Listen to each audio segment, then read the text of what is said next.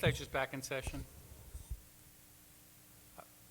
Mr. Majority Leader, you recognize. Yeah, thank you very much, Mr. Speaker. Mr. Speaker, before we recessed to deliberate further on an amendment that I'm putting forward on Bill number 195, I certainly appreciate your willingness to give us the kind of pause that's needed to really think things through and what we're trying to do here. And what I'm trying to do here with this amendment, Mr. Speaker, certainly is to respect life. And if what this bill is trying to do to take what's already provided for in the federal statute and the prohibitions that is provided for in a federal law and to make those same provisions local and to provide for local penalties, I believe my amendment would do this. But, you know, Mr. Speaker, I think there's an agreement to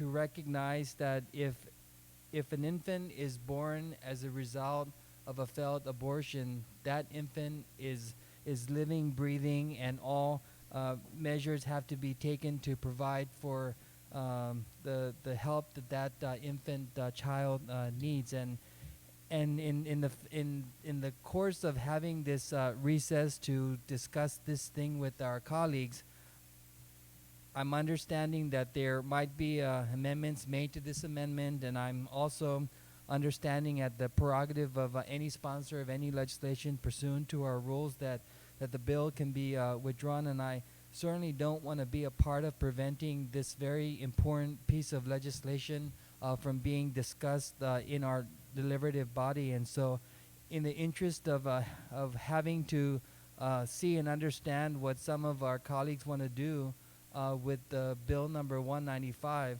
I'm going to withdraw the amendment, and I'm going to really listen intently to try to understand what the real intent is behind bill 195. And I think my substitute version would reflect that. But if that's not the will of the body, if that's not what some believe it to be, then in the interest of keeping this issue alive and not giving any one of our colleagues an opportunity to just abruptly withdraw it, I'm going to withdraw my amendment to substitute the bill, and hope that we can have some kind of a continued discussion to really recognize that by including born alive infant in the definition of persons, then all the criminal, all the laws that provide for criminal penalties will be there. But you know, that's for our lawyers to give us the guidance, and I'm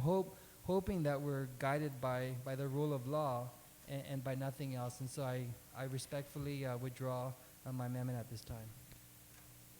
Any objection to withdrawing? On the main motion, any other senator wish to be heard? On the bill as introduced by Senator Frank Ugg on the main motion, is there any senator that wishes to be heard?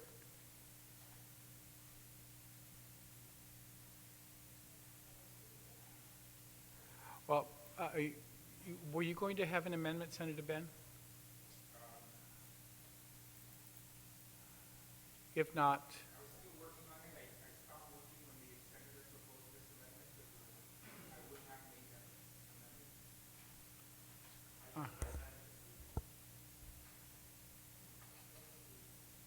did you still wish to speak, Madam Speaker?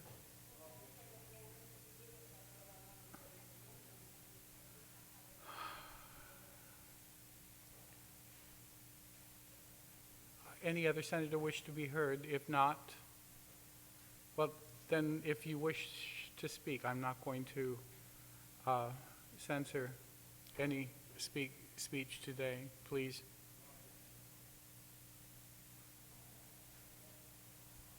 Please. Thank you again, Mr. Speaker. Mr. Speaker, I'm glad, of course, we had lunch hour to be able to try to do some, further, have some further discussions, and several phone calls were made. I tried to reach some doctors and And we also, I guess, because like I said earlier, the listening audience are truly listening and have made some phone calls into the office, and some things that will relate to me and my staff from some doctors and other constituents have called in, is that there's, of course, this federal law which they say born alive does not use the word viable or non-viable, and this is from a doctor. And it says that, of course, the federal law says that the doctors, must resuscitate the fetus no matter what. No viability. They just, they want to make sure that they do resuscitate every single child that has shown life after the procedure, the abortion procedure.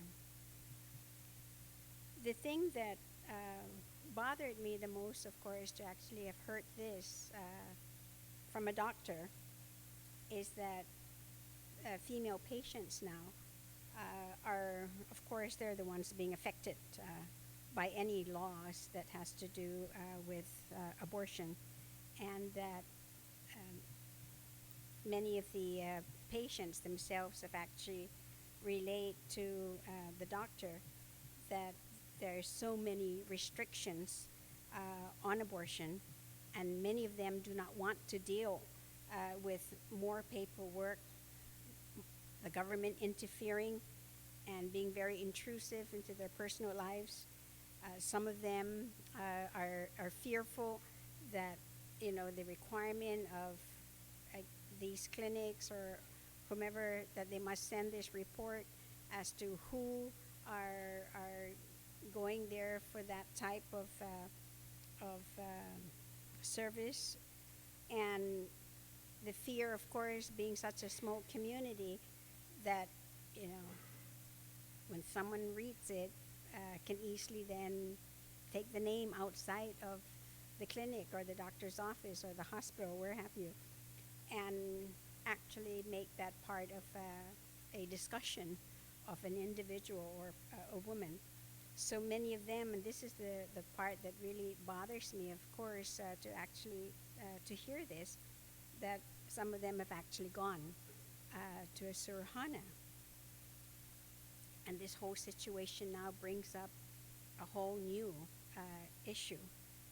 And I know my discussion earlier was the fear that there will be this back alley, an underground operation, anywhere basically other than where we would think it would be safe for an individual, for a woman to go to get an abortion, that we're subjecting her now to have to go to a butcher. But it's not just, sometimes, when we say a butcher, of course, is maybe some scrupulous individual out there who will do this for $25, $50, or whatever it is. But when I was on my first year as a teacher, when I came back to Guam, and I just happened to be teaching at a junior high school at the time, and I had 9th grade students. And the girls would come to me and reveal to me that some of them, of course, they're pregnant. Some of them already had, abortion. And that was totally new to me. I didn't know how to react. I didn't know how to take it. I didn't know what to say or do. But the shocking part of it, which I never knew, and until then, that among individuals, I suppose, that, they would turn to others to find out where to go, what to do. And I've heard so many horror stories that I'm for fear of even talking about it, that maybe somebody out there may want to try it. But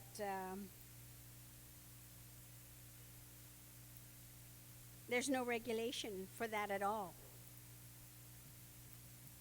for any one of these individuals. And then when you look at the legislation that I stated earlier, where I feel that the way it's written, is that now doctors and medical assistants and other professionals and anyone who's in that room are all implicated, should then, for whatever the reasons are, whether the child is viable or not, and if nothing is done, then of course all of them, every single individual in that room, will be civilly and criminally implicated. But yet, again, if we're going to go that far with this legislation, and I mean, we saw that in our discussion of 193, so I can almost predict, even here right now, exactly where 195 is going, and yet we're doing nothing about anything else that's happening, in the alleys or in private homes or in the ranches or wherever it is that these women, females, are just not protected at all. And and how are we tracking this? And are we turning the other way now? Because it just so happens to be, any one of those that we know, that we see, or we just turn around so that we don't want to know. But those that we know who are practicing this profession and have been trained, have gone to school, for an additional 9 years in training beyond, a bachelor's degree, have spent hundreds and thousands of dollars for their profession to get the education and the training, and for them to throw all that away to violate the law. I find that very difficult, to fathom that any medical doctor or professional would do. And this being such a small community, I think everybody here would actually know, and actions will be taken against any one of those medical professions who've done that. And I guess they're more of an easy target than somebody that we know who's in our village, somebody we know who's maybe a relative of ours.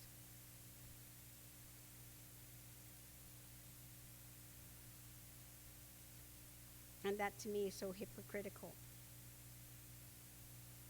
Because if that is the case, as we've heard this morning, is that we want to save lives, we want to save our babies, then we should do it at all costs and with everybody. And that's why, unfortunately, with the withdrawal of the amendment, to say in the definition, we say that this infant is a human being, and that anybody in our criminal codes, automatically everyone falls there. But what's different with this bill is that it only targets doctors, medical professionals, assistants, anyone who's basically in that room.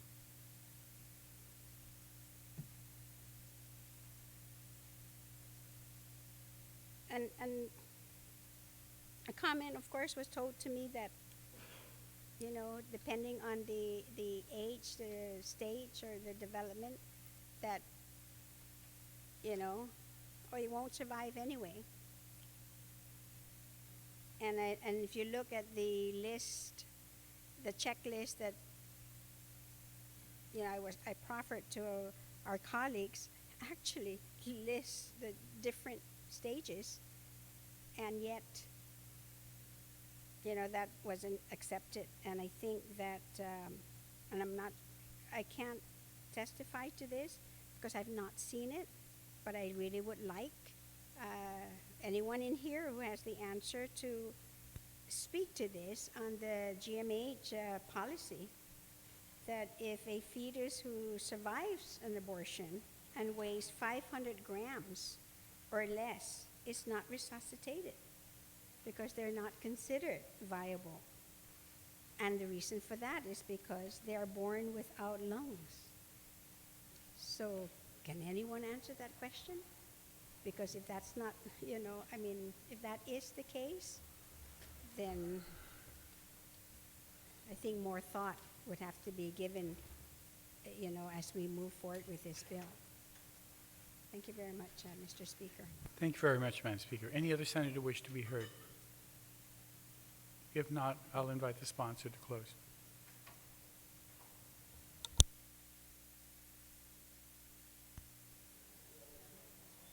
Oh, I'm sorry.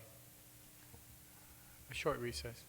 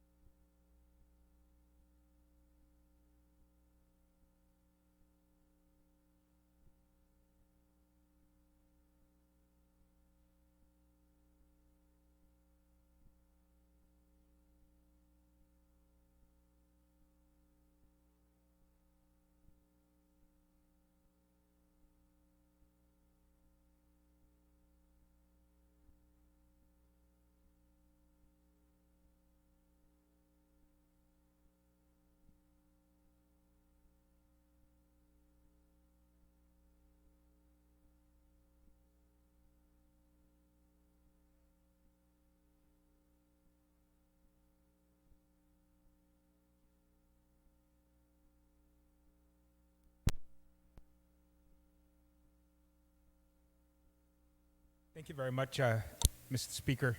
Mr. Speaker, I think one of the concerns that we had with regards to the professionals in the community is the lack of clarity that is presented by language that is offered when we try to determine what steps should be taken and is appropriate for intervention in terms of trying to save the life of a live birth baby. And what I propose to try and bring some clarity to that would be to add to definitions the phrase medically appropriate and reasonable steps. And then it would go on to read then the policy adopted by the Obstetrics and Pediatrics Department, the governing body of the medical staff, and the Board of Trustees of the Guam Memorial Hospital Authority. And so in the adoption of the departmental policies for the Guam Memorial Hospital in the handling of live births, the professionals have gotten together and have agreed to adopt certain procedures that must be taken that guide them in what is reasonable and appropriate medical care and intervention in this. In addition, of course, the policy adopted by the medical staff goes up to the Board of Trustees of the Guam Memorial Hospital, made up of members of our community, and then they also must adopt that policy as well and approve that policy developed by the medical staff professionals. And so this would provide then anybody who wishes to take any action and has a basis for that action to make a determination for whether or not intervention was taken, whether it was appropriate, and whether it was medically necessary as presented in this bill in other sections of the bill. So that would be my amendment, Mr. Speaker. Thank you very much. The Pangilinan amendment has been distributed. Any senator wishes to address the amendment? Is there an objection or opposition? Senator Uggan? Thank you very much, Mr. Speaker. I think the good proffer of the amendment obviously is leaning in the direction of medical professionals. And I certainly recognize that. And this is a conversation that I had with one of our other colleagues in the room much earlier.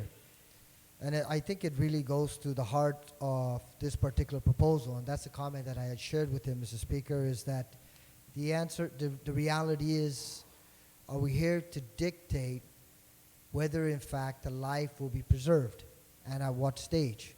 And I was trying to look for the article that I come across a while back, Mr. Speaker, because my understanding is that the GMH policy reflects that an infant that is brought into this world with a gestational age of 24 weeks and a weight of 500 grams, that apparently any individual or infant that's brought into this world alive prior to that timeline may not have the opportunity to survive because of some of the intestines that may not be in place. But you know, Mr. Speaker, I was looking for the article because what it says in the article is that an infant, 21 weeks, 5 days, weighed 453 grams, and right now the GMH policy is 24 weeks and under 500 grams. The article reflects incredibly world's tiniest preterm babies are just doing fine. 21 weeks, 5 days, 453 grams. Who am I to dictate whether, in fact, that individual or that infant that comes into this world alive will have that opportunity to receive appropriate and reasonable medical attention and then survive? That's why, Mr. Speaker, and I apologize for not being able to identify that article right now and pull it out of the internet, but that tells me something. That yes, the professionals should have a say in this to some extent, but there's one professional that I have to yield to, and that is what the term is usually applied in situations like this, is that it's a miracle. In that case, the 21 weeks, 5 days, is perhaps considered a miracle baby, and there's only one individual that can intervene in that, and I'm going to yield to that individual. Thank you very much, Mr. Speaker. So I oppose the amendment. I'm sorry, what was your last statement? Is that an objection? All right, there's been an objection. Any other senator wish to be heard on the Pangilinan amendment? And now there is an objection by Senator Egan. Is there any senator who wishes to be heard on the amendment? If not, we'll call the question. All those in favor of the Pangilinan amendment, please indicate by raising your hand. It fails.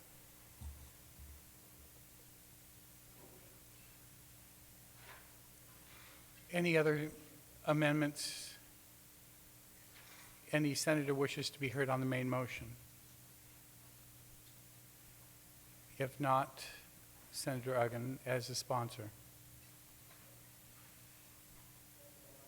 Thank you very much, Mr. Speaker, and to all of our colleagues, thank you for certainly the type of discussion and deliberation that really should take place on this floor. And I want to thank our colleagues for not only the nature of the discussion, but the seriousness of the discussion. Because I know that a few of them had proffered amendments that they were very passionate towards in terms of getting them through. But you know, Mr. Speaker, it comes back to something that I stated a little earlier. And the reality is that if an infant is brought into this world and is still alive, that infant should automatically be considered a human being. And by virtue of that, the provisions in here allow for reasonable medical attention within an identified time frame so that, in fact, that infant can be given that opportunity for life. And like I said just a moment ago, there's only one person that I would yield to provide that opportunity for life in situations like that, and that is the good Lord. Thank you very much, Mr. Speaker. On the motion to send the bill down, any objection? Hearing none.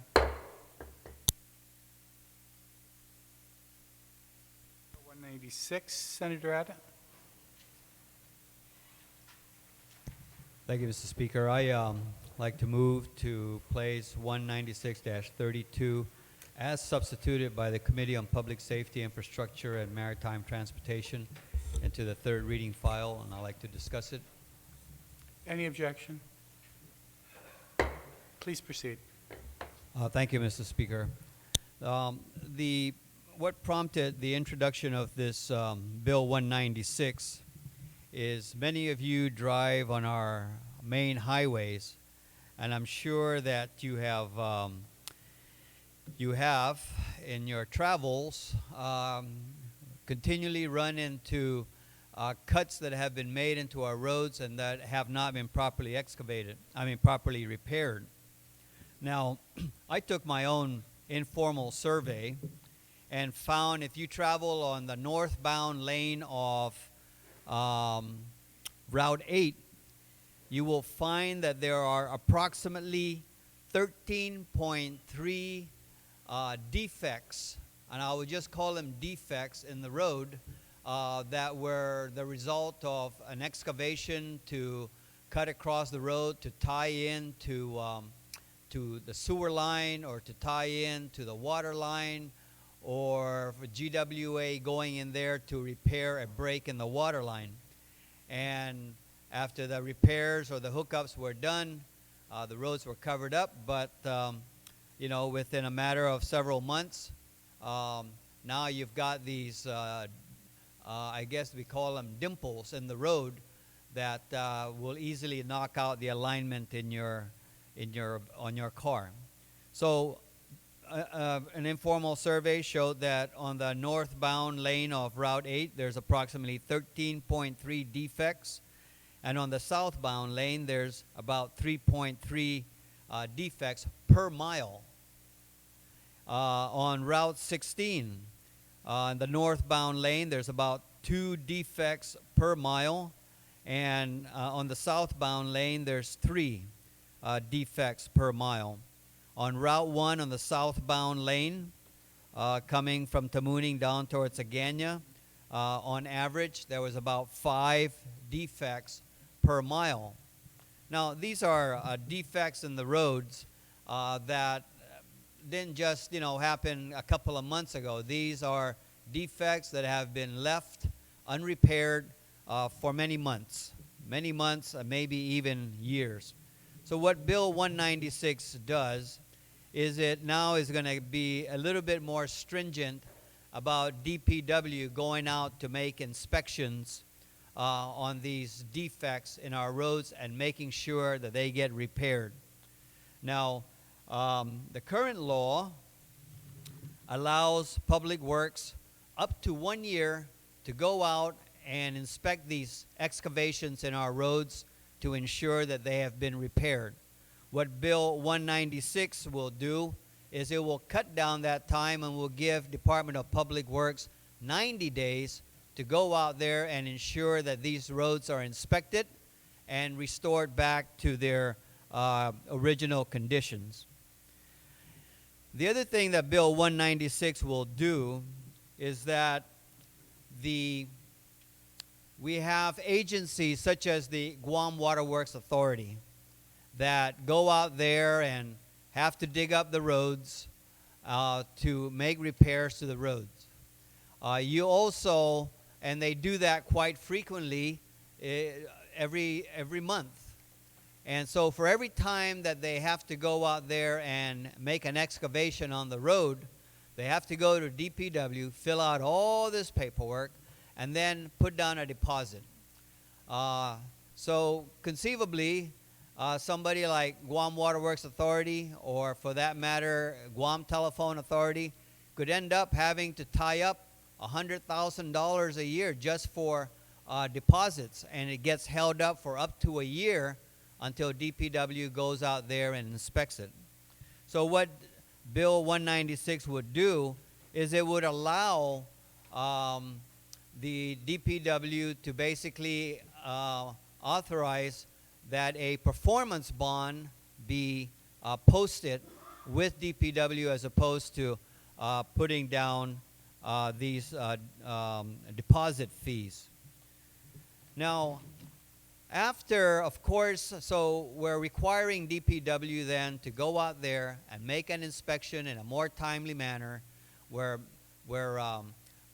putting in a provision that would allow the posting of a performance bond as opposed to putting down cash every time a private company, for example, who's installing a sewer line into a new construction, to tie up their funds for up to a year to post a performance bond.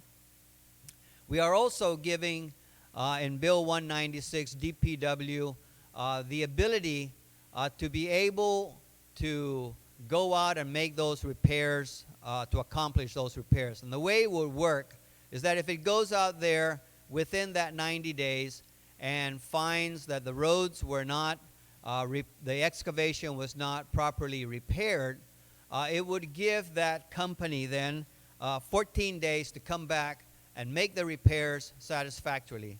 And if it doesn't, then the Department of Public Works will have the authority to then go out and exercise procurement of road construction services utilizing the small purchase provisions of the procurement law.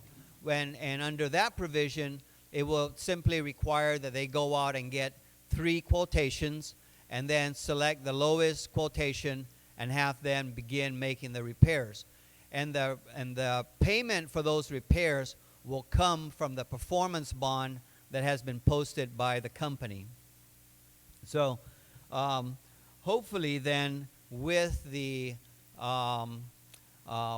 this we'll be able to get these roads repaired in a more timely fashion. In addition to that, Bill 196 will require that these repairs be warranted for up to a period of 1 year. So in other words, if we come back at the end of 11 months and we find that again we've got this same dimples that's occurring in the road that's knocking out the alignments of many of our cars, DPW can call back that company again to go back and make the necessary repairs. Now, of course, if there may be times when a company has left already, has gone out of business, or may find that, hey, it's cheaper to just take my deposit and you go repair it. I'm not going to do any further work on it. So then DPW can actually penalize them for that amount that's in the deposit fee, and Bill 196 will then require that those penalties be deposited into the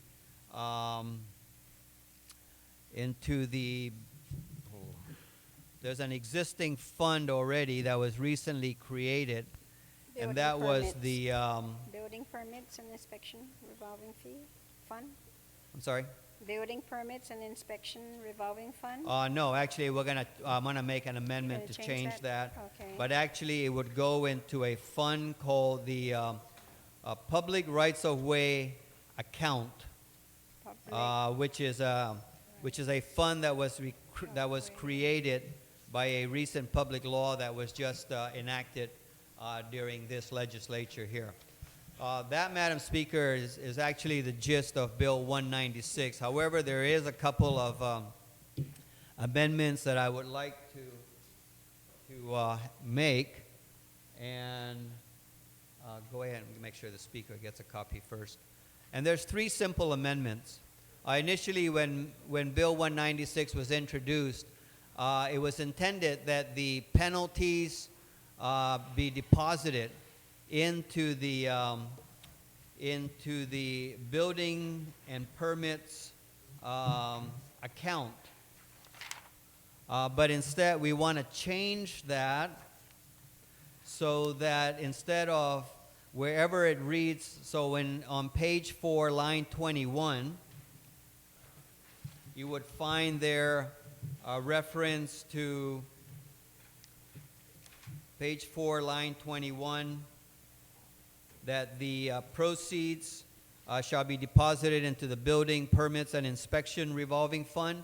We want to change that so that it is changed to the Public Rights of Way account of the Territorial Highway Fund. It's a sub-account of the Territorial Highway Fund that was previously established by law. And the same change would be made on page 4, line 25, again where it reads building permits and inspection. We would change that to read Public Rights of Way account. And on page 5, line 24, again, instead of building permits and inspection revolving fund, it should read Public Rights of Way account.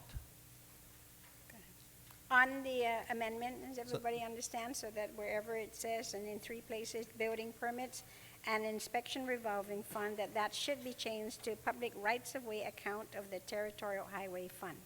No objections? So ordered.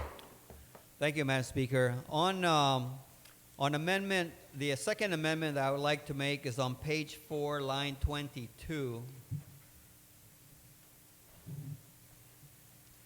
And what that does is,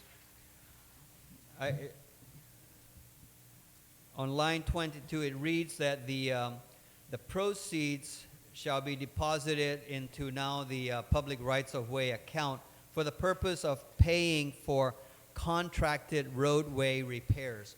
And the amendment that I would like to make is to simply delete the word contracted.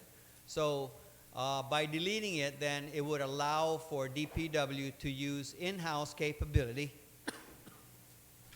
to be able to make repairs if in fact it is within their capability, that they have the equipment and the manpower to be able to, let's say, maybe fix a pothole and do it with the equipment that they have, as opposed to having to contract it out. Okay, on the amendment, does everybody understand? Again, on page 4, line 22, the word contracted to delete. No objections? So ordered. Thank you, Senator, Madam still have Speaker. the floor. And finally, the third amendment I would like to make is on page number 6, and that is to add a new section 3 and renumber everything else then after that. But it is to insert, what it is, it's actually to go and amend section 53110 of chapter 53, title 5, to basically insert the language, to amend that so that it allows for, oh shucks, the amendment that the amendment form that I show there. One moment, please.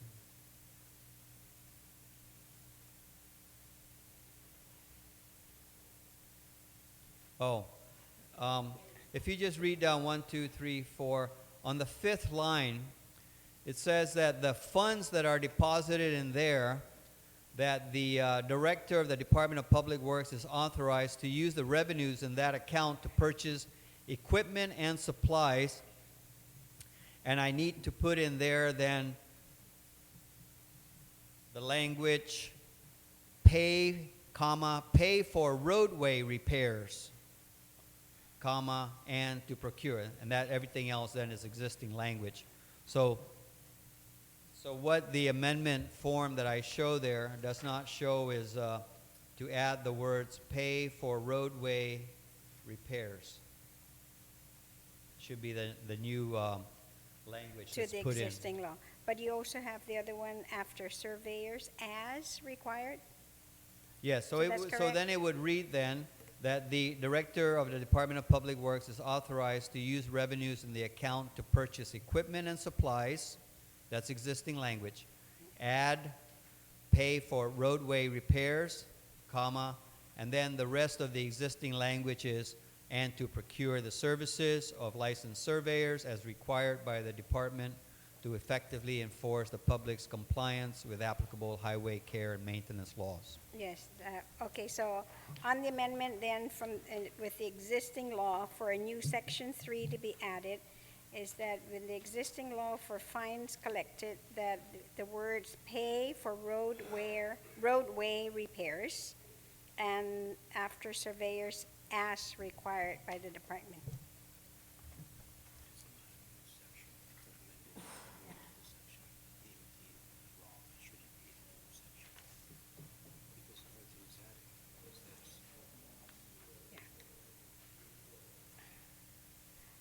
So what we'll do then, first of all, is that, Senator, if you can just make that motion that, because this is an existing law, and I don't think you have everything in the order in which, of course, it exists in the code, that legal counsel will make that determination best, whether it's to add a new section, maybe of the bill, or a section that's related to the existing law, just in case to make sure.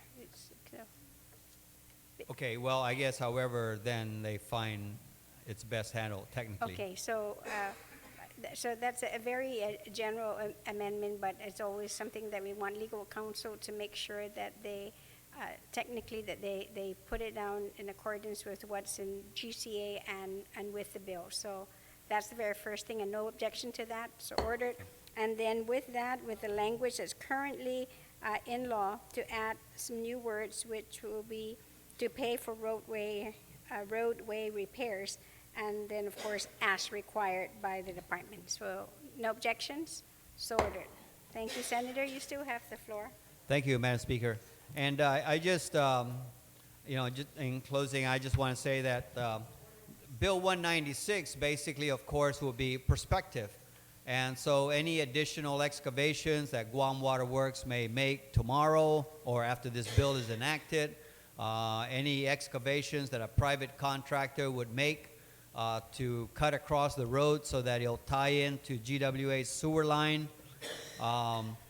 then of course this bill would cover those excavations. What remains is to be addressed, of course, is those that are existing now. And in that regard, I have written to the Guam Water Works Authority and have basically asked them to, I wrote to them on October 24th and asked them to go out and make an inventory of the cuts that they have made on Guam's primary roads and secondary roads in the villages, and basically report back to the committee and with their plans as to how they are going to address those problems that they have caused on the roads. A very good example is one on the northbound lane on Route 8, just before you get to the Barrigada Fire Station.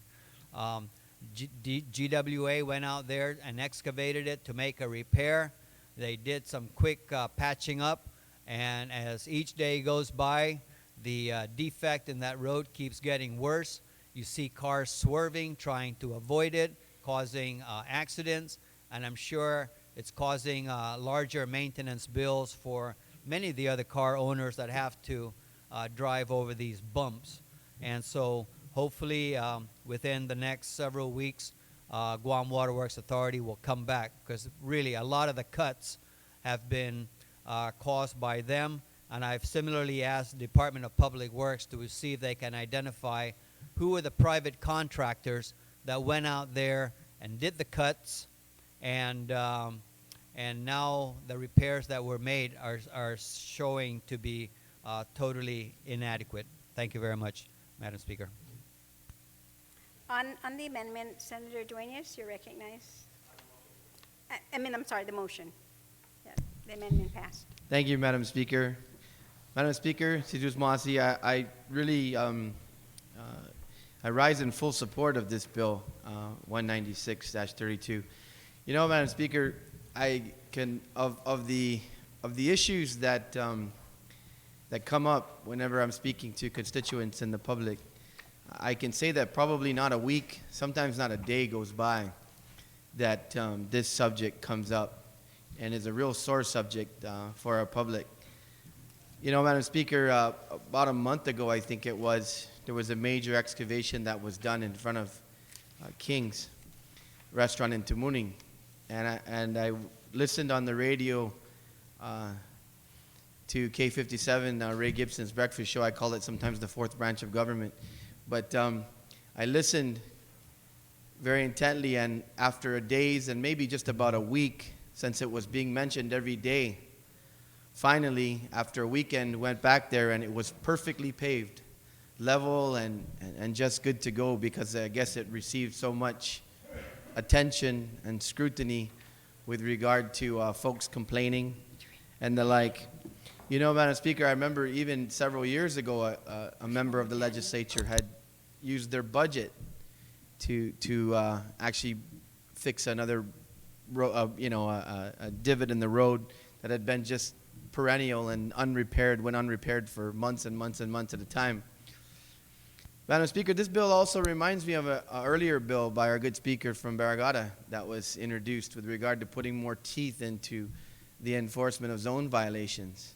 So there's a lot of consistency here, and I commend once again the author for taking on this issue, head first, and really getting in and putting some more teeth into current and existing law in order to ensure that these things that probably seem to be or should be pretty much basic common procedure in terms of repairing the roads after they've been dug up, but just seems to not get done.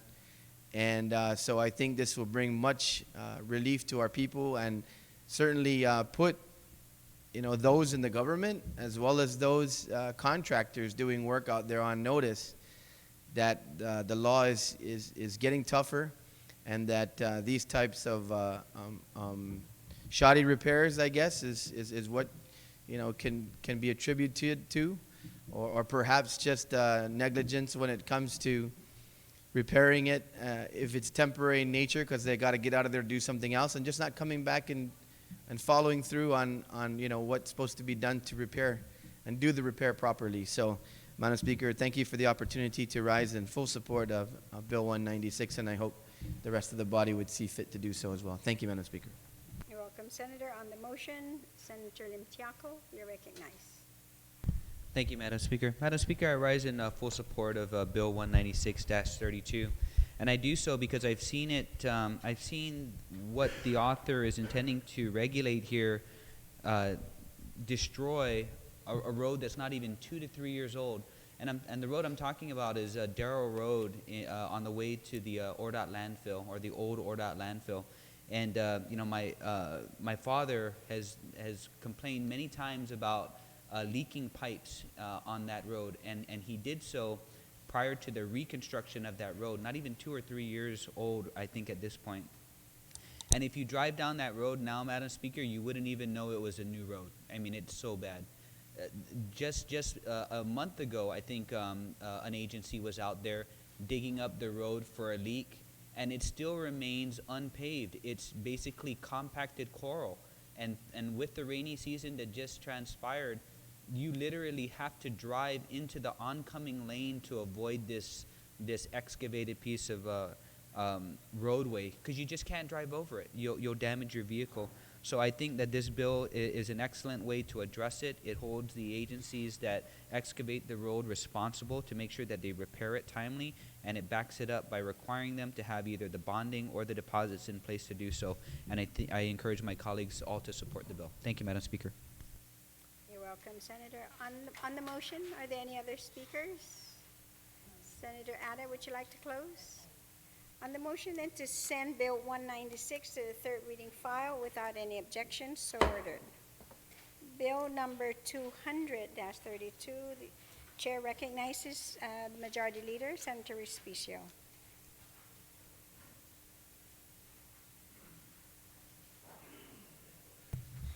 Thank you very much, Madam Speaker. Madam Speaker, I move that we place Bill 200-32 in the third reading file. Is it as substituted?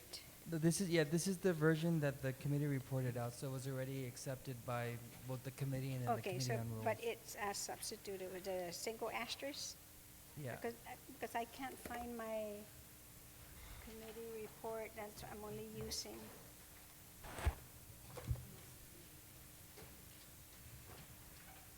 Yeah, Madam Speaker, I follow the committee process and certainly respect whatever the committee reports out, and I hardly attempt to substitute another substitute after the committee has disposed of the Okay, legislation. so the one that's in the committee report Yes. is as substituted by the committee? Yes. Okay, Senator, you may proceed.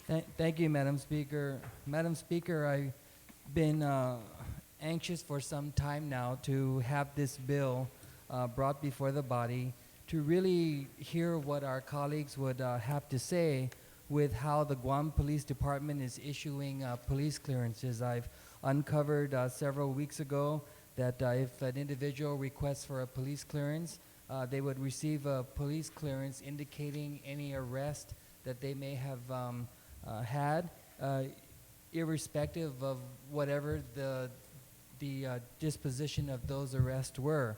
And so why I'm interested to see the will of the body today is to really beg the question as to whether or not we want to continue to support the Guam Police Department's position where an individual is guilty until proven innocent. And so I thank the good work of our Vice Speaker and his committee for hearing the bill right away, and for those who have supported so far to bring it to the floor.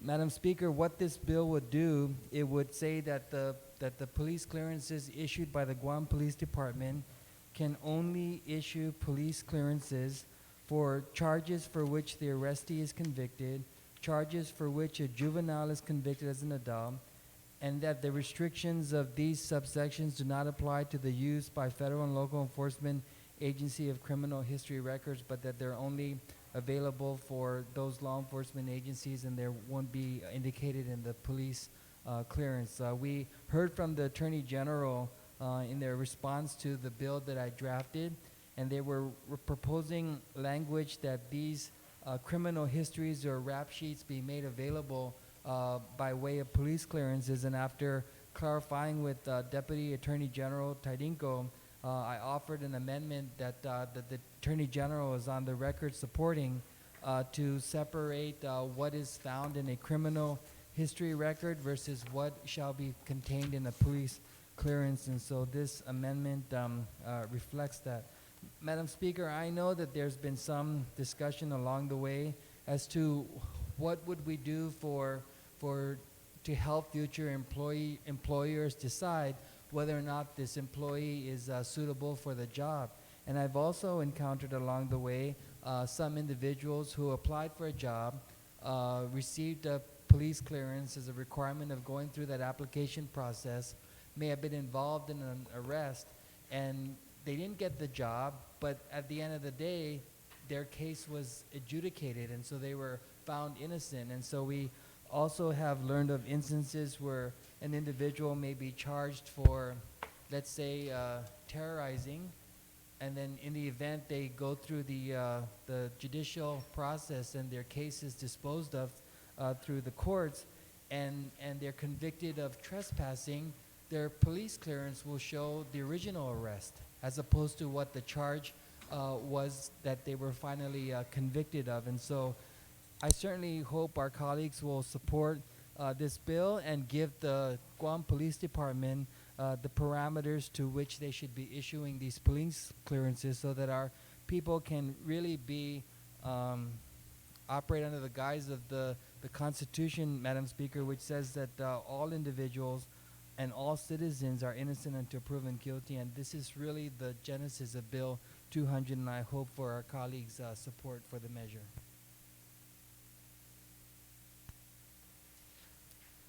On the motion, Senator Nicholas, you're recognized. Thank you, Madam Speaker. Madam Speaker, I rise in full support of this bill, and I'd like to commend the author for putting together something that is very fundamental to the way we exist here in a free society, and that is innocence until being proven guilty. I did want to tap on another facet of it that I think is important for consideration, and that is the fact that when police officers go out there to do their duty, one of the things that is no doubt on their mind is the fact that if they do arrest somebody, it's going to show up on these reports as it currently stands. If we pass this bill, the arrests won't show up unless they result in convictions. And what I'm worried about is police officers might be going out there and deciding not to arrest because they don't want to have it show up on that individual's police clearance, and they think that far ahead because they're trying to be considerate of the individual, when in fact an arrest may have actually been appropriate. I've seen situations where there were altercations, and the altercations were mediated by the police officer, but there was no actual arrest. And perhaps an arrest would have been appropriate.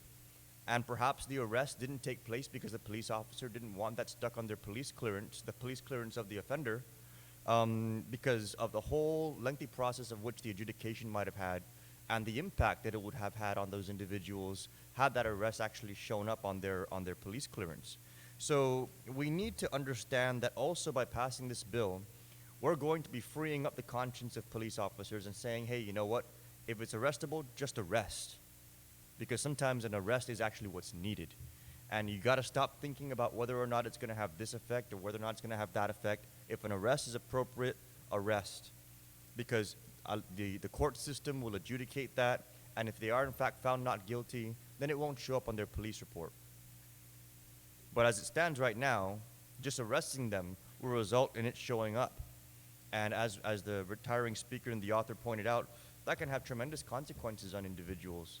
And it also creates some added dangers in our society.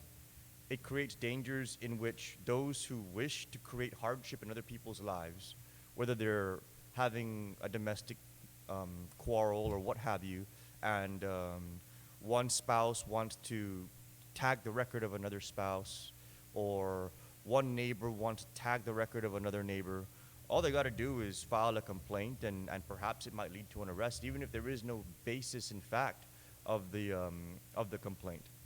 And that is a danger to society, because we don't want people's lives to be adversely impacted by false claims. We need to always be governed by and protected by the truth. And in the end, the truth is that which is adjudicated. And so when we are impacting people's lives without adjudication, just by having their arrest showing up on their police clearances, that is not a fair and free society, and that is not a society that we should be living in. Lastly, the greatest danger of all is abuse. And abuse can come in many forms. It can come in the form of somebody being directed to arrest somebody else so that it shows up on that other person's police clearance, whether or not there was an arrestable offense. And so we need to make sure that our people are protected against the overreaching arm and the heavy hand of the state in the event that it were ever to cross that line. Thank you, Mr. Speaker. Thank you, Senator. Any other senator wish to be heard on the bill? Senator Limtiaco. Thank you, Mr. Speaker. Mr. Speaker, I rise in not in support of this bill, and I'll list my arguments for why I don't support this bill. And Mr. Speaker, there's really If you take away these, or you limit the police clearances to the what the bill intends to do, there really is no difference between a police clearance and a court clearance. Right now, in some industries, we require three clearances. We require a police clearance, a court clearance, and in some cases, a driving clearance or a traffic clearance. For anybody in the transportation industry, which our company is in. So really, there's really no sense in having a police clearance if you're just going to regulate it to just the arrest that is convicted, because that will show up in the court clearance. Now, what you're essentially doing to the employers is you're taking the judgment out of their hands, and because they won't know whether or not there's a pending an arrest or a pending court case with one of these individuals. And I recognize the prior speaker's concerns, and they're valid, but those same concerns can be just flipped around on the other side. Now just imagine a daycare clinic, someone that's currently on arrest for a potential sexual offender issue, and they're applying for a job that's going to manage a daycare. As an employer, wouldn't you want to know that? Wouldn't you want to be able to determine for yourself, based on the interview and all the criteria, their application, their court clearances, their police clearances? Wouldn't you want to make sure that you're protecting the safety of those children as well? I think so. And it goes further than just that. Think about potentially the banking industry or anybody that's in charge of handling cash. And you do not know whether someone is pending any type of court case, have been arrested, or haven't been convicted yet for embezzlement or for some sort of theft of or forgery of some sort. Wouldn't you want to know that if you're, as an employer, you're going to put that person in charge of handling cash, or if you're going to put that person in charge of closing out the cash register at the end of the day, or the safe at the end of the day? As an employer, wouldn't you want to know that? Now, you may decide that, okay, you've talked to the potential applicant about this, and you make a decision. Yes, I've had that conversation. I feel comfortable hiring that person. I'll hire them. But to take that choice out of the employer's hands, I don't think that does them any good. In fact, it could set, in some industries, it could set that up for a potential hazard to the clientele for that establishment. So really, you're just reducing the court clearance the police clearance to what already exists, which is a court clearance. You take it out of the employer's hands. Now, I understand that you're risking the potential for that person to be able to go out and find a job, and unfortunately, that is one of the downsides of having that police clearance. Because yes, I agree with the prior speakers that you are innocent until proven guilty. However, you also need to take into consideration what employers are potentially going to be hiring for and allowing them to make the decision. Now, hopefully, at one point in time, right, if they are not found guilty, that's cleared off their record. And that won't be on their record, so that when they go and apply for a job, they don't have to worry about that. Now, in our industry, in the transportation industry, we have people that come into our company all the time with prior convictions, pending arrest. And we talk to those individuals, and in those cases where we don't see an issue with that and the job that they're applying for, we take that into consideration, and we've hired people with priors. We also want to make sure that these people have a future, and we take it into consideration. We take into consideration how long it's been since a conviction. We take that into consideration. We take into consideration how long that prior traffic citation was issued when they're applying for a driving position. That's the employer's prerogative to make those decisions. By removing it from the police clearance, you're taking that choice away from the employer. They can make that decision on their own. And if the individual feels compelled during the job interview to explain themselves, I've had that conversation with many potential employees and some current employees that have priors. But to go as far as to not even allowing the employers to have a decision and weigh in on whether or not they need to take into consideration, the police clearance, that doesn't do the employer any good. And in fact, it could, in many instances, cause a hazard to some industries. And like I explained, talked about childcare, we talked about school systems, and we have, even in our procurement laws, we have regulations against the hiring of sex offenders. I mean, when you go in to bid on any government procurement right now, there's an affidavit there that you do not employ any sex offenders to bid on something. You're taking that prerogative out of the employer's hands in the event that a case that they could have known with a police clearance, right? And they can't see it now based on this law, and then they otherwise get convicted. You could go 6 months, a year, and never know it. And they're in your employment. And so really, I understand what the intent of the legislation is, but I believe you should let the employers decide on how they're going to pursue whether or not they employ those people, and to talk through and work with those employees to see whether or not there is really an issue behind a current issue that's on their police clearance. That's for the employee and the employer to decide. Thank you, Mr. Speaker. Thank you very much, Senator. Any other senator wish to be heard? Any other senator wish to be heard? If not, I'll invite the sponsor to close. Thank you very much, Mr. Speaker. Mr. Speaker, I certainly understand the comments of the retiring speaker, but I ask the body to focus its attention and differentiate between arrest versus convictions. What I'm attempting to do here by way of Bill 200 is to just point out convictions. You can't, on one hand, say that you believe in the fundamental belief that an individual is innocent until proven guilty, but then yet the employer should know whether or not that individual was arrested, period. And to let the employers decide whether or not that individual is guilty or innocent, not giving the courts the opportunity to dispose of those arrests, Mr. Speaker. And to just stand up and say, well, within 6 months to a year, what if the individual is found guilty? Well, in 6 months to a year, what if the individual is found innocent?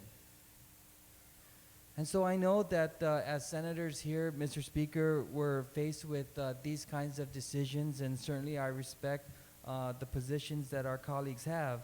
But again, our actions have to be guided by the rule of law, and we have to stop legislating based on emotions, Mr. Speaker. We have to stop legislating or supporting the administration's decisions to, for instance, to have police clearances that reflect arrest. Anyone can get arrested, Mr. Speaker. Anyone can get arrested. And so on the story that was relayed to me after I'd introduced the bill is from a mom who told me that her daughter was in an area where there was a riot.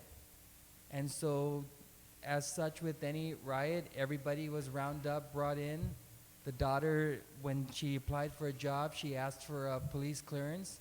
And on that police clearance, it showed that she was arrested for rioting or whatever the charge was. But years later, that arrest was never adjudicated. But when she applied for the job and she had to submit a police clearance, and some employers require one or the other, some employers may require both. So not every prospective employee has the luxury or the benefit of telling their prospective employer, well, this is what the police clearance shows, but this is what a court clearance shows. This is also not driving the decisions that the employers have to make, but I don't think the employer should be in a position where they have to decide the guilt or innocence of these individuals. None of us should have to decide that. And so, Mr. Speaker, I'm happy to be in a position to be part of a process that would right a wrong, and I believe there's currently a wrong being conducted by the Guam Police Department that is supported by an Attorney General opinion that says since the law does not say what a police clearance should include, they're including even arrest. And so I hope that this bill receives the support of this body, at least the will of this body, and so that we can right a wrong and we can have police clearances just reflect those charges to which a conviction was upheld. You yourself has uncovered how many detainees are there sitting at the Department of Corrections waiting for justice to be disposed of. And so, Mr. Speaker, I submit this to the body, and I'm hoping that our colleagues will support this. Thank you. Thank you very much. On the motion to send it down to voting file. Hearing no objection. Senator Rodriguez, you're recognized on Bill 205. Thank you. Good afternoon, Mr. Speaker. Mr. Speaker, I move to place Bill 205 as substituted by the committee with third reading and be allowed to briefly discuss it. Any objection? Hearing none. Thank you, Mr. Speaker. Mr. Speaker, Bill 205 is an act to promote economic development by authorizing the issuance of tax credits to entities who assist with the development of Guam's agricultural and Guam product seal product through contributions to offset shipping costs. What this does, Mr. Speaker, is that it now would allow our Guam product seal holders and our farmers to be able to export these products off island. GITA has been engaged in a real aggressive plan to get our local small business owners to get their items offered to places like Hong Kong, Japan, and other foreign countries. And one of the feedback that we always get when they do go out on these trade missions is that the quality of our products here are very good. I was given an example of our locally grown bananas and our corn, how these are quality that our Asian neighbors are very pleased and happy with. However, when you start to put all the components together, you look at the cost of shipping these items to their country, and that has always been the impediment in moving forward with exporting these products because of the cost of shipping it. And so what we've done is work with GITA, work with freight companies, work with some of these small business owners to see how we could get the ball rolling in terms of exporting. And so what this legislation does, Mr. Speaker, is that it allows for tax credits to be used as an offset for shippers that would contribute to the shipping of these products off island. And so what we've done is really put together a conservative number of $250,000 as a cap on each individual contributor. However, for the first 3 years, we've built in an incentive so that it will kind of incentivize them to take advantage of this program. We've added $100,000 on top of that for BPT tax credits. And so part of the bill, section page 6, section 77604, the calculation of tax credit and participatory incentive, and I'll just read it here. So the tax credit value shall be the basis from which the tax credit to be issued is calculated for qualified contribution. The applied credit amount will be a dollar for dollar match of the contribution to the corresponding tax credit. And this is where I'll read the following. The authority, in conjunction with the Department of Revenue and Taxation, shall annually determine the maximum amount of BPT tax credits which may be authorized for utilization for tax liability offsets as provided pursuant to this article. And so I know we got, some of us here may have questions about, how can we do this when we know that we've had statements in the past saying that we can't really touch anything when it deals with BPT. However, we got testimony, it's part of the committee report from GITA that indicates that they have been communicating with bond counsel, and bond counsel has also was part of inserting some language into this bill. But what this section does, Mr. Speaker, is allows the revenue tax to come together with GITA and to ensure that we could gauge how much of these tax credits we can actually authorize pursuant to what our bond covenants restrict us to. And so I believe that we've put in safeguards in here that would ensure that, number one, the program is carried out effectively, and that we also stay within the bounds and the parameters of restrictions from whatever bonds we have out there. And so, Mr. Speaker, I ask my colleagues to please consider this legislation. It would kickstart our export industry here on Guam. Admittedly, we've are being very conservative in the amount here because, as we know, it'll be something new for us to actually start to get the export of our products out of here.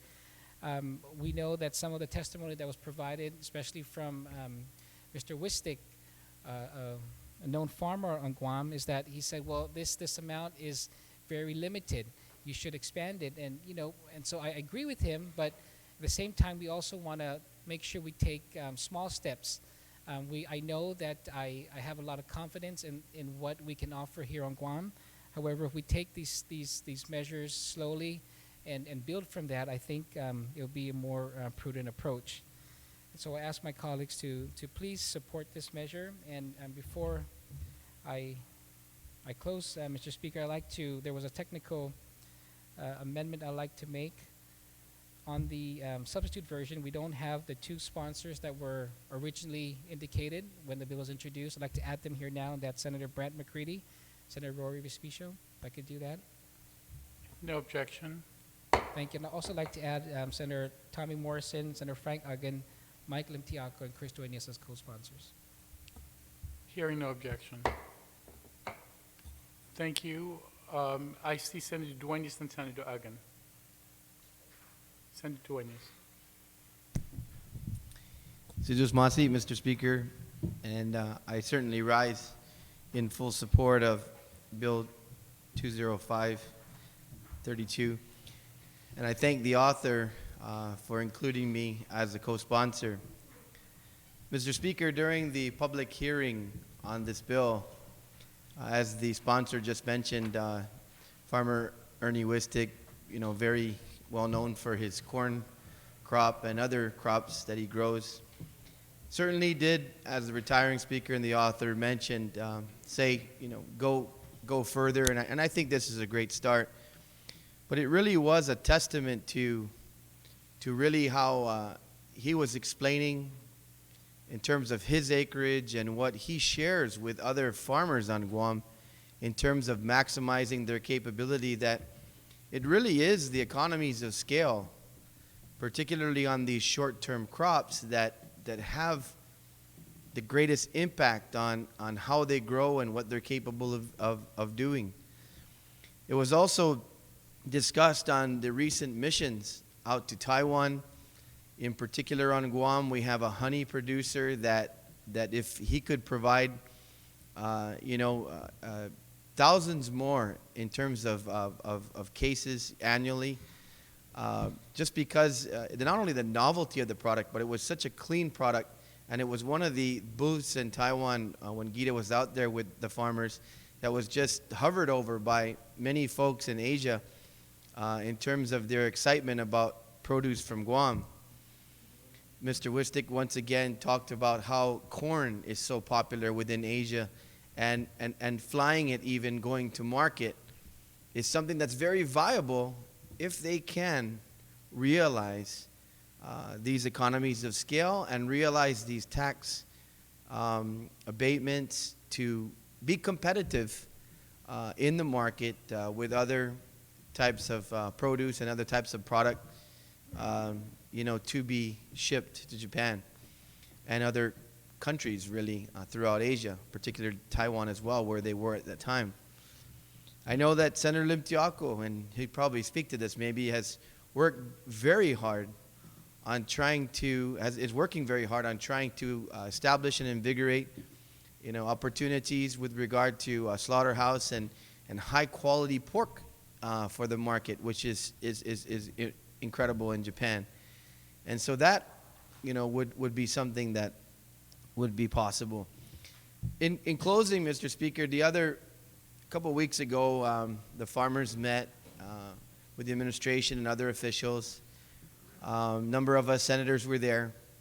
And even in the midst of the trouble they're having right now, I'm sure they're out planting like crazy after having lost a great deal of their crops. You could still see their excitement, and one farmer brought in dragon fruit just to give to everybody that was there, to show some of the aggressive nature of what's being grown on Guam. And I myself didn't even know that we were growing that here. But it was incredible. I mean, beautiful fruit, brought it home. And, it just was, even in their difficulty, and they talked about how, it's getting tough for certain villages and in Iran and the South particularly for the older generation to inspire the young people to continue to believe that farming is something that is viable. So, Mr. Speaker, it's things like this that really breathe new life into opportunities that really keep hope alive and can create a market to where our young people and our people in general will say, you know what, it's really moving, and we now have novelty crops coming out of Guam that are not only for our people and grown at the market here, but are also in terms of acreage production subsidized by the fact that we seriously have outside interest in our ability to provide, for other markets, simply because we have still a very clean, pristine environment, and if we keep it that way through other measures that we've introduced, this really is and continues to be, in my opinion, a very viable thing for our people of Guam, and a lot of times even it's discussed, we need a third leg in our economy.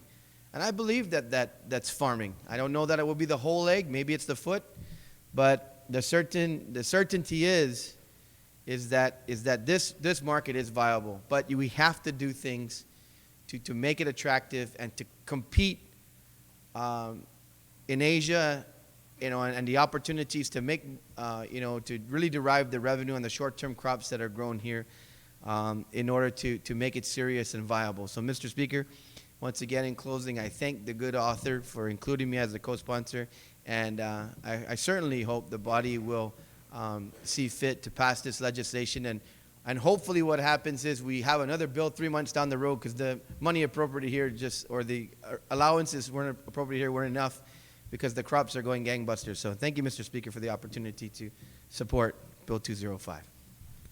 Thank you very much. Senator Uggan and then Senator McCready. After Senator McCready, any other? Senator Limtiarco. Thank you very much, Mr. Speaker. I certainly appreciate the opportunity to be able to comment on Bill number 205. Obviously, I would like to stand in recognition of the sponsor and his efforts in terms of being able to try to promote economic development. I think the title in and of itself, the first line, is truly reflective of the intent of this legislation, which reads, an act to promote economic development. And, in this case, because the seats have changed, Madam Speaker, looking at this and understanding and listening to some of the comments that were shared, it was very pleasing to hear from a few of those that provided testimony during the course of the public hearing that there was a trade mission that some of our local retailers who produce products here in Guam were given that opportunity to be able to participate in. And their products sold extremely, extremely well. And there were a few inquiries at that time during that trade mission in Asia about how a relationship can be established so that, in fact, it can encourage some business activities. And it says a lot about some of those that participated at that particular trade mission. That not only did they have a product that was desired and appreciated by those who participated in that trade mission altogether, especially their customer base, but that our people here in Guam have an opportunity that's been knocking at the doors. And that's what Bill number 205 would provide. It would provide some form of relief to local businesses that participate in sharing or selling or marketing their products off island. And consistent with that, Madam Speaker, if you review the committee report, I personally think that this whole Western Pacific region, inclusive of the Mariana Islands, Guam, CNMI, as well as the Micronesian islands, there really should be a free economic zone arranged amongst the leaders of this particular island communities. Because I remember when I was young, and I had a few opportunities with my parents to be able to venture off to CNMI to visit some family members. And one of the items that we appreciated at our young age was being able to purchase and to partake in the pigigi and the ice keki. And you know, Madam Speaker, now much more of these products are now being bought on a regular basis to Guam. But if an idea like this perhaps had been conceived, and if the financial relief or the financial credits that would be provided in this legislation were made available to local businesses at that time, perhaps it would have been easier to be able to get a pigigi and as well as ice keki in my younger years rather than having to travel over to CNMI. Because every now and then my parents would grieve at some of my siblings and I, asking if by any chance we can contact our relatives in Saipan and see if they can send some of these products over to Guam. It's that concept, Madam Speaker, of being able to provide some form of support for our local businesses so that they can market their products. Not only internally here in Guam, but obviously that this legislation will not impact the internal marketing component, but it certainly could create sufficient financial incentives for our local businesses to be able to market their products offshore, inclusive of Mariana Islands and inclusive of the Micronesian region and then also the Asian region. If this could open the door to one business or many more, perhaps that would be incentive enough to be able to encourage more local businesses to be able to benefit from this type of tax credit that would be provided. So I stand in support of this particular legislation, Madam Speaker. I commend the sponsor for initiating this and looking at ways in which we can not only help our local businesses, but encourage our local businesses to look at opportunities offshore, not only in Guam, but certainly in the Asia region and some of the other locations. And I believe, Madam Speaker, that we have sufficient local businesses, whether they be farmers or whether they be producers, because I know the chocolate chip cookie that is produced in some southern part of Guam, I know that they have become very, very popular whenever we visit some of our relatives and our friends in the mainland. They always ask for either biscuitsu or not necessarily spam, but also the chocolate chip cookie that is produced here on island. And certainly bodes very well for that family that has been able to produce an item that not only is marketed here in Guam, but is marketed off island and could conceivably be marketed to individuals, not necessarily family members, but other people within the region. So I stand in full support of this legislation, and I certainly commend the sponsor for initiating it, and I certainly hope that an idea that was proffered during the course of the public hearing perhaps could be reviewed by the sponsor who is the chair of the Economic Development Agency, and perhaps move in that direction of creating that free economic zone so that we can have mutually beneficial promotion of locally established businesses, not only in Guam, CNMI, but also in the Micronesia region. Thank you very much, Madam Speaker. You're welcome, Senator. On the motion, Senator McCready.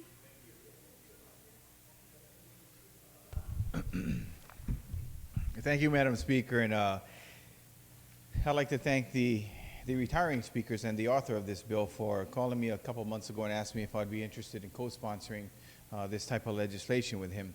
And I said absolutely. And when we discussed it, when I ran into some Chamber of Commerce gentlemen, they were also very excited with the bill. And then he took the bill back, and I believe he made it better. So, you know, sitting up here, we all are in favor of having an export because we've never really had one. I believe, and I know the speaker after me will be telling you a lot about the imports that we do, and I believe it's, last time I checked and last time I was updated, it was almost $600,000 worth of produce a week to our island. So this bill speaks for itself. I'm in full support of it. And as the retiring speakers both said, and they both hit on it, so I don't feel a need to to really go over it again, but I will just say that this gives some opportunity that we've never had before. And I know everyone always gets elected and they say they want to infuse economic development, they want to infuse export, they want to infuse more money and more resources for our farmers and for our small businesses so they can have a good quality of life, and this does just that. And so I thank the author, and I'm a privilege to be a co-sponsor on this bill. So thank you, Madam Speaker. Welcome, Senator. On the motion, Senator Limtiaco, you're recognized. Thank you, Madam Speaker. Madam Speaker, I also rise in full support of this bill. And like the retiring speaker from Mauna Kea, I just want to say that this bill does exactly what we need it to do in the sense of giving our current Guam SIL holders other opportunities to sell their goods. And during the public hearing, I asked specifically about these tax credits, because I was concerned. We definitely want to keep the tax revenues that are associated with our island. And I had asked EDA, what impact is it going to have on our current tax base? And their response was, right now, it's not being taken advantage of, so we're not really collecting any of these taxes that this tax credit would look to allow for. So it's not going to have an impact because right now we're just not exporting any of it. So, that was one of the concerns that, I wanted to bring up. And then another question that I asked was, what products are we looking at here? Are there any real viable products that are going to be available for export? And like one of the prior senators and speakers alluded to, the Ernie Wistic's corn was a big hit there, but they also mentioned about Hamamoto Fruit World's honey. And there's this science behind honey, and because we live in a tropical environment and these bees can pollinate, with all of the different fauna and flowers all around. Apparently, Hamamoto Fruit World's honey is very, very high quality, and that's what they're trying to take advantage of, is these high quality products that sell at a premium amount. And command a higher margin, a higher profit. So, there are products, for those that may be wondering, well, what are we going to possibly ship off of Guam that's going to take advantage of this? There are products out there. Ernie Wistic's corns was one of the examples. Hamamoto Fruit World's honey is another. And who knows what other entrepreneurial spirit will come up with some other great ideas that will help them take advantage of it and help them provide for not only employment on Guam, but also for their own business revenue. Thank you, Madam Speaker. Welcome, Senator. On the motion, Senator San Nicolas, you're recognized.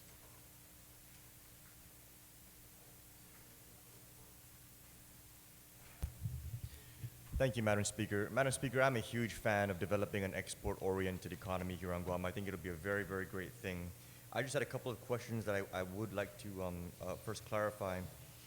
When I was reading through the bill and I came across the amount of the tax credit, I'm curious, first with respect to the income tax credit, it shall not exceed $500,000 per year on page 5, line 20. Is that $500,000 aggregate of all shipping and all vendors, or is that $500,000 per vendor? Senator, do you yield to the question? Thank you, Madam Speaker. I believe that is an aggregate. Okay, so Senator, thank you. satisfied? So, yes, thank you for the answer. My next question then is, if it gets all used up by one vendor, that means that all these other vendors who would have been able to avail themselves of it are just out of luck. Is that pretty much what happens at this point? Senator, another question. Do you yield?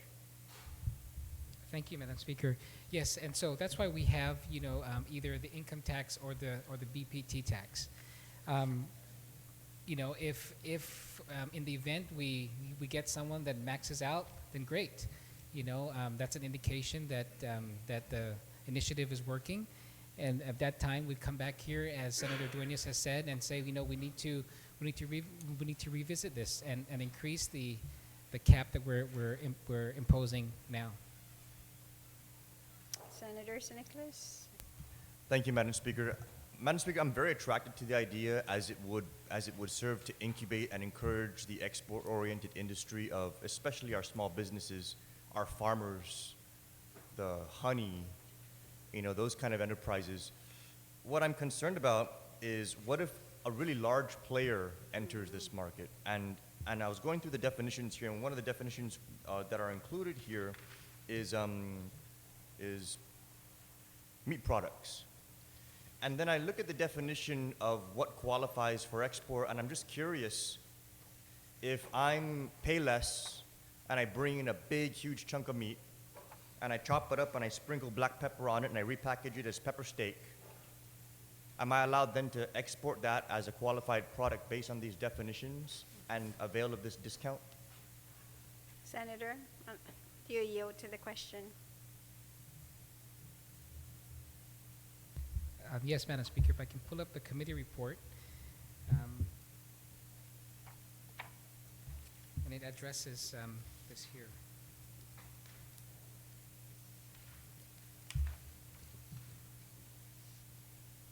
If you look at item B, it reads, this article should not be applicable to any product except as solely identified pursuant to subsections G and H of subsection 77601 of this article. Any imported product shipped to and landed on Guam shall not qualify as a Guam product for subsequent export which qualifies for a tax offset. This exclusion shall be applicable to all entities licensed to do business on Guam and shall preclude them from trying to qualify as imported product as a Guam product pursuant to this article, which is solely intended for legitimate Guam products, and further shall also prohibit at a minimum the registering and or re-registering, packing and or repacking, labeling and or relabeling, branding and or by any other means trying to identify any imported product as a Guam product so as to circumvent the spirit and intent of this article.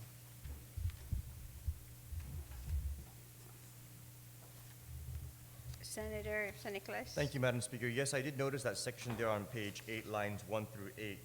And I'm still, I really like the idea. I'm still really trying to make sure that this isn't going to be something that we see as an opportunity for all these small businesses and all these fledgling exporters that we want to support, and it ends up turning into something else entirely. And so, like, for example, in the subject of packaging or repackaging, so if I'm Payless and I bring in a 500-pound piece of beef, obviously if I bring that in as a 500-pound piece of beef, I cannot repackage it and ship it out as a 500-pound piece of beef and take advantage of this.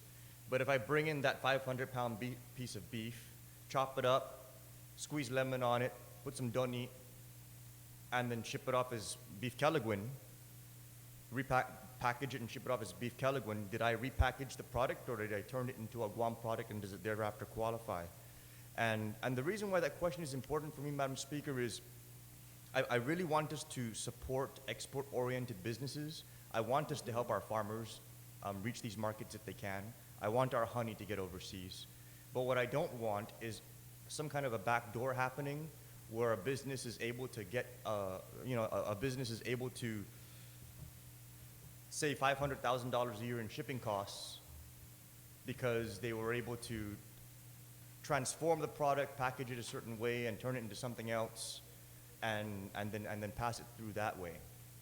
I want to make sure that, and I believe that's not the intent of the author. I believe the spirit and intent of the author is truly to support the fledgling businesses that are really looking to establish themselves in potential overseas markets. But the reality is that we do have some very, very large companies here who have more than enough means, who don't need this additional tax credit, who are able to potentially avail themselves of this program, and also at perhaps the detriment and exclusion of the very small businesses we're trying to support.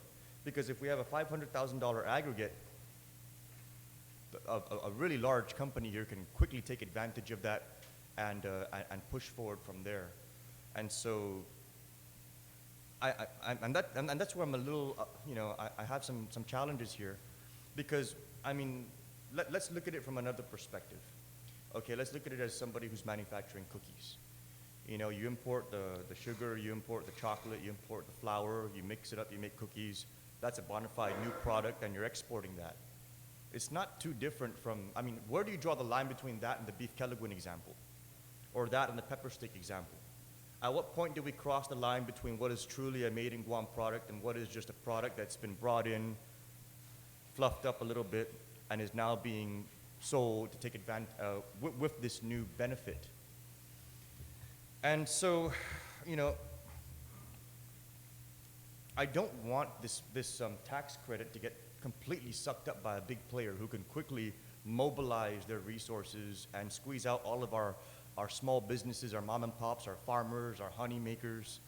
You know, I don't want that to happen. And so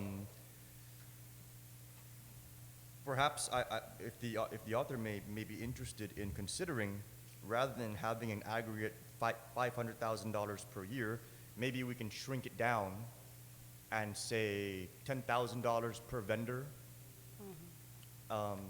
Perhaps that way we can break it down so that even if you're a really large player, you're not all of a sudden going to corner the market, squeeze everybody else out, take a $500,000 discount on your shipping, and walk away with a $500,000 in your pocket. Senator, would you like a recess then to discuss that? Yeah, sure. I would like to confer with the author. Maybe if we break it down per So vendor, we'll we can. take a brief recess.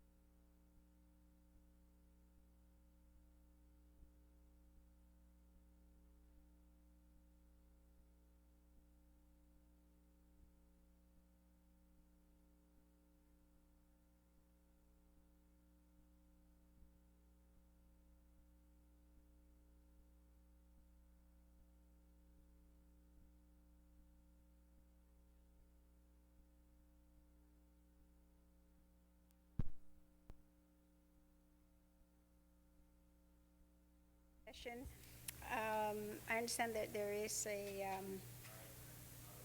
a request possibly maybe by the mover of the author because of the amendment that you want to work with Senator Rodriguez on the bill. Thank you, Madam Speaker. If we could, we can set this aside and take it back up tomorrow morning. Thank you very much. Senators, on the motion then to set aside and take it up tomorrow based on an amendment that's going to be proffered between the author and the previous speaker without any objection, so ordered. We're moving on then to Bill 110, and Senator Mike Nicholas, you're recognized. Thank you, Madam Speaker. On Bill 210, I'm sorry, 210. I'd like to make a motion to place it in the third reading file and be afforded an opportunity to speak on the bill. Yes, you may proceed, Senator. Thank you, Madam Speaker. Bill 210 is a collaborative bill that is intended to create a more informative environment with respect to the business of towing vehicles on the island. And one of the major issues that's come up is when a vehicle is towed, who gets notified that it was actually towed? And right now in existing law, it's the owner of the vehicle, the registered owner. But unfortunately what happens is in the event that the vehicle is towed and the owner is notified and the owner decides to just abandon the vehicle, if the vehicle has a lien on it and it still has a right of recourse to a bank or lending institution, those institutions would never know about the vehicle until they went out and tracked it down. And in the banking industry, usually the tracking of loans outstanding happens on a 30, 60, and 90-day basis. And after the first 30 days, they notify the person who has the loan, if they didn't make the payment on it, hey, you missed your payment. After the 60 days, they say where they go looking for the actual asset.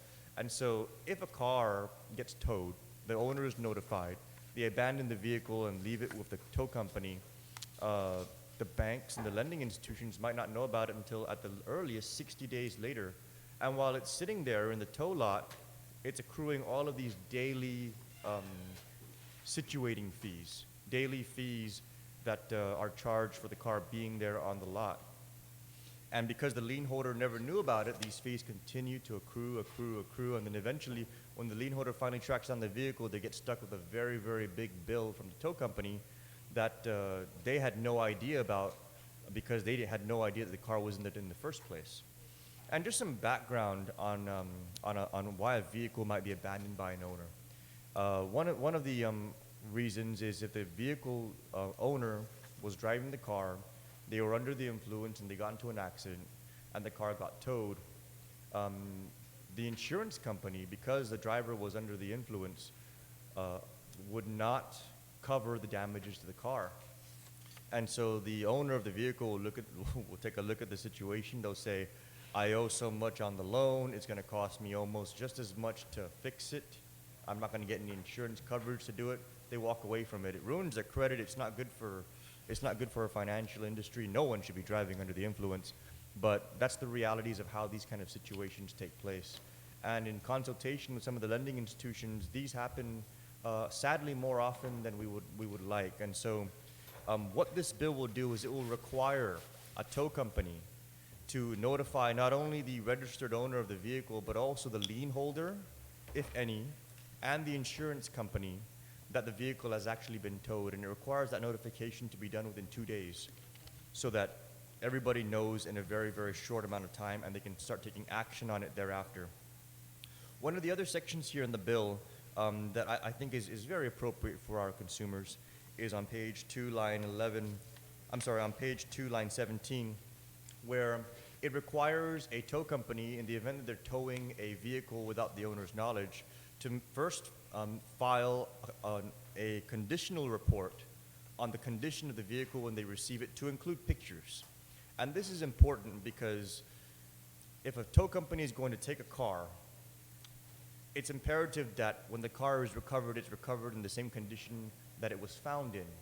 And if in the event that a tow company were to take a car and then damage were to happen to that car while it's in the custody of the towing company, it's incumbent upon the towing company to make sure they fix that damage. And so this would also require that when the car is towed without the owner's knowledge, the vehicle's condition report is created and it is provided to the owner and to the lien holder and to the insurance company even after the car is recovered. And it's not unlike what typically happens if you go and rent a car. When you go and you rent a car, the car rental company will come out there with you. They'll walk you around the vehicle. You look at the car and note all the dings on it, so that when you return the car to the rental company, you know, so long as you're returning it in the condition that you received it, everything's good to go. Otherwise, if you bring the car back and it's missing a bumper and it had one when you rented it, you're going to have to replace that bumper. And so it's the same concept in reverse, applying to the towing companies in protection of the consumer, as opposed to applying to the consumers in protection of the rental car companies.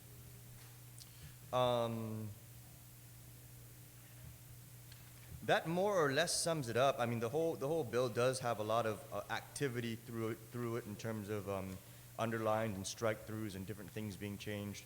But the underlying intent is to create a notification period for when the vehicle is towed, to create a conditional report to make sure the vehicle is being returned in the condition that it was received, and it creates the necessary penalties in the event that these two primary elements are not adhered to.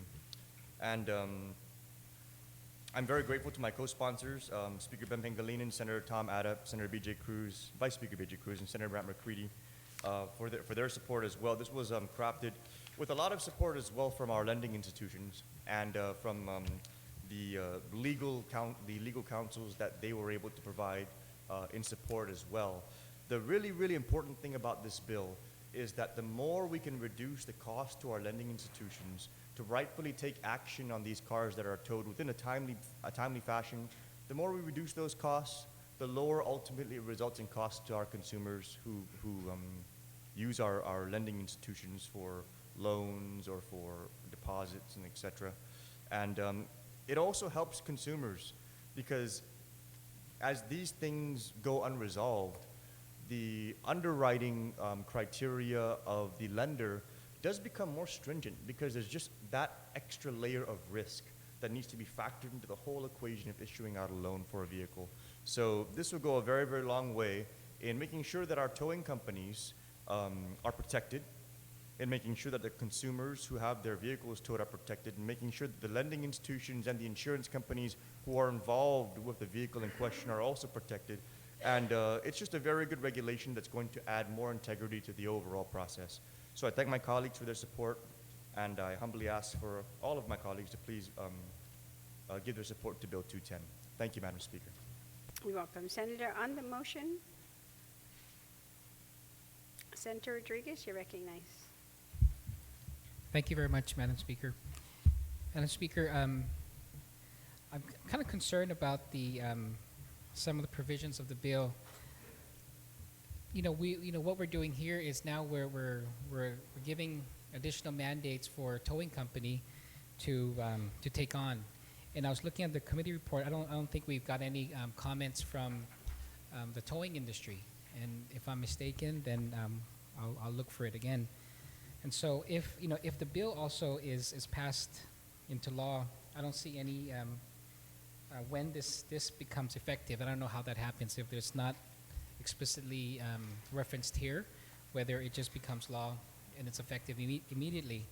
And so that's my first question. I'd like to ask the author if he would yield. What's his intention for when this is effective? Senator Nicholas, do you yield to the question? Thank you, Madam Speaker. It's my assumption that when we amend the law, then it's effective immediately upon passage. If the current speaker would like to add an implementation time period, I would be very open to that. Okay. Senator, did he answer your question? Yes, then? thank you very much, Madam Speaker. Yes, Madam Speaker, I would like to go ahead and add that amendment. However, before that, I think it's important that if this does pass and becomes law, is that we give the towing industry time to adapt to these changes. We were talking earlier in another subject matter about businesses or professionals who invest their energy and time into what they're doing. It's same thing with the towing industry, and so now that they're going to be required to do some additional work, in terms of ensuring they notify the registered owners of these vehicles, take pictures, and some others that are listed here. I'd like to proffer the amendment that the effective date is 120 days after.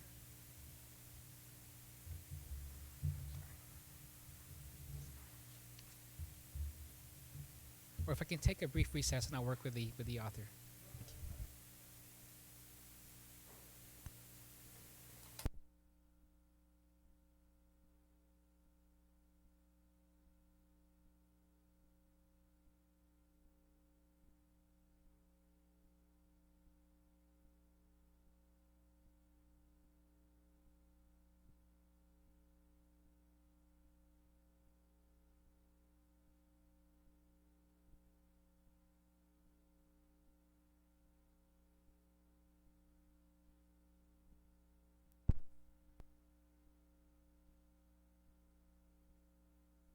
Senator Rodriguez, you still have the floor. Thank you, Madam Speaker. Madam Speaker, so the amendment I'd like to proffer is that it becomes effective 120 days after the Director of Department of Revenue and Taxation issues notices to the towing companies of this new requirement. And so then it gives the industry time to adapt to the changes and ensures that they're prepared once the law is enacted. Okay, so the amendment is that this will be effective 120 days after the Department of Revenue and Taxation issues notices to all towing companies. I'm sorry?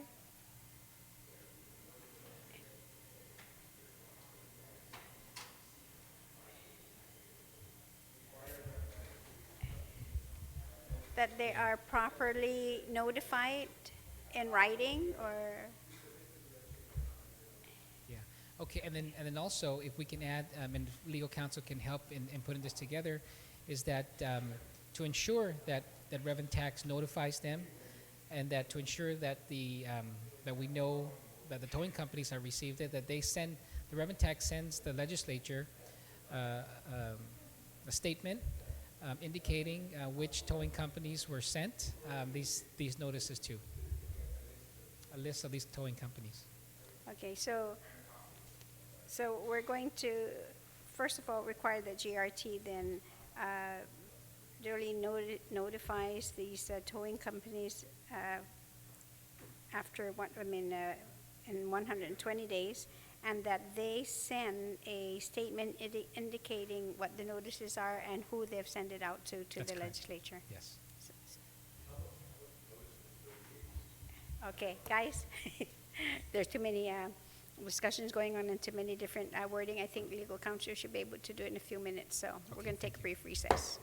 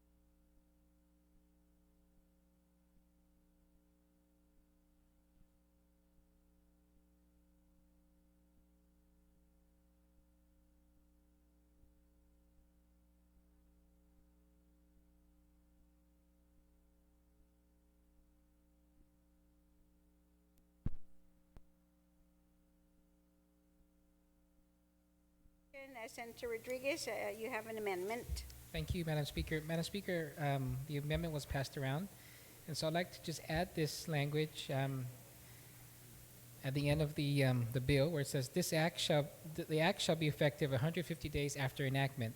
DRT shall issue notices to all towing companies licensed on Guam within 30 days of enactment, and shall deliver to the Speaker of the Guam Legislature a list of towing companies that were sent notices of this law and copies of said notice." And so it gives them enough time to prepare for the changes and make any changes within their own companies to comply with the law. Thank you. On the amendment, without any objection. Speaker Pangilinan, I'm sorry. Yes, Madam Speaker. Madam Speaker, I think that since we're notifying these companies within 30 days, I think 150 just might be a little too long, and I'd just like to proffer an amendment for consideration, which was the original discussion we had offline of 120 days, because they're going to be notified, and I think 120 days to plan.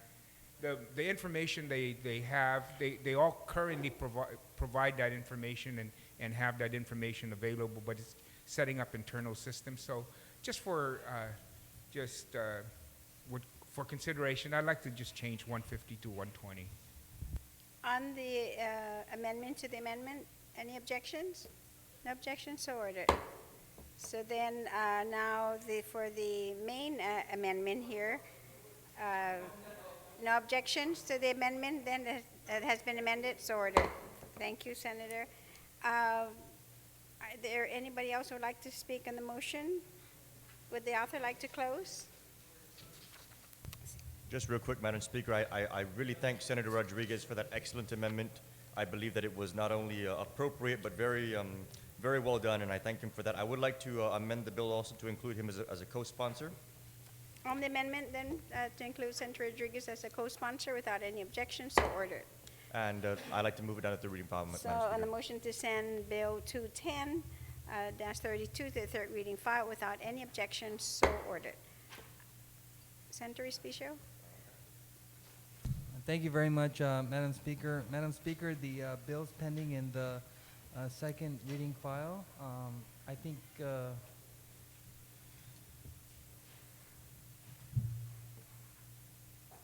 would require more than 15 minutes, and so I think it's more prudent to just recess till tomorrow at 9. Okay, thank you, Senator, because we're going to recess until tomorrow morning at 9.